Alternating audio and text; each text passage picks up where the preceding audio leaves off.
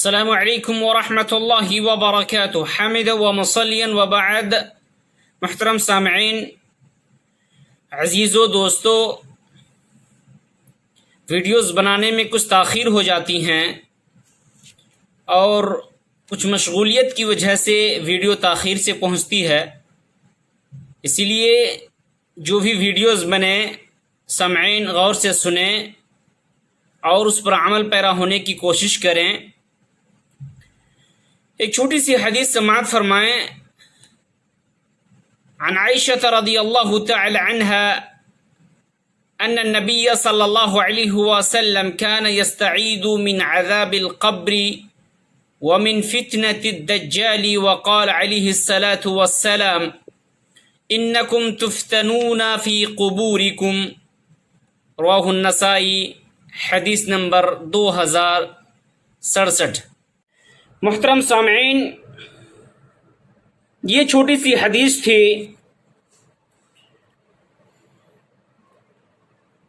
آج کا درس ہے کہ قبر میں جتنے بھی لوگ ہیں انہیں عذاب دیے جا رہے ہیں یا جنت کی نعمتیں پہنچتی ہیں. آج اسی پر بحث ہوگی.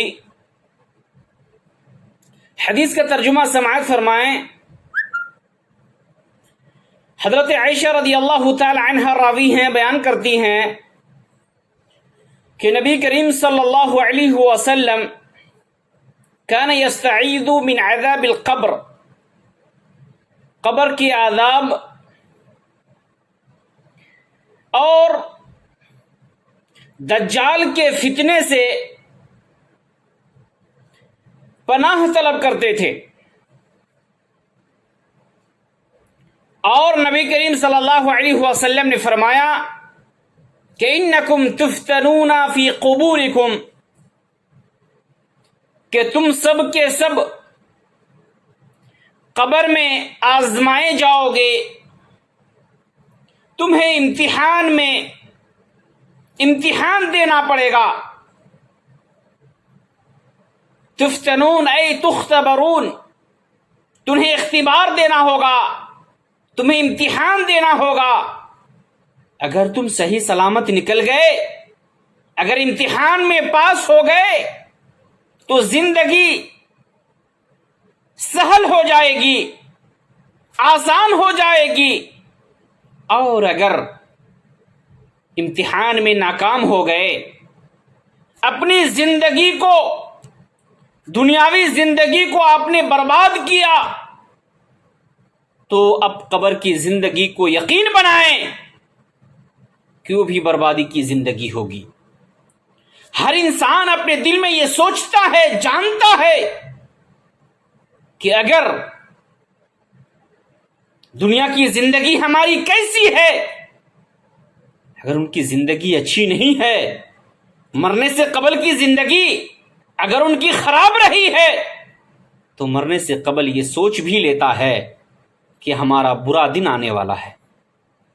اسی لیے نبی کریم صلی اللہ علیہ وسلم کی اس حدیث پر عمل کرتے ہوئے ہم سارے لوگ وعدہ کریں کہ قبر میں ہم سے سوالات کیے جائیں گے، پوچھے جائیں گے.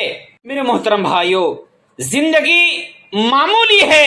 ہم سوچتے ہیں اسی دنیا میں کہ ہماری بلڈنگیں اونچی ہو، ہماری بلڈنگیں اونچی بنے، لیکن یاد رکھیں کہ مکان کچی ہو یا پکی، زندگی یوں گزر جاتی ہیں.